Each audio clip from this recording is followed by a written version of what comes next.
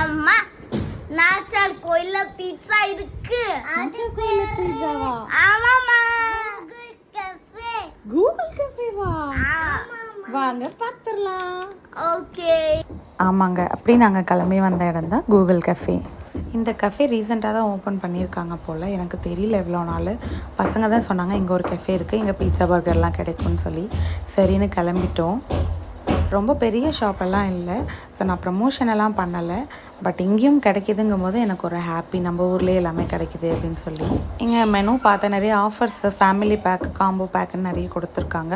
அப்புறம் delivery available. அப்புறம் main வந்து ஈவினிங் தான் ஷாப் ஓப்பன், 5 to 10.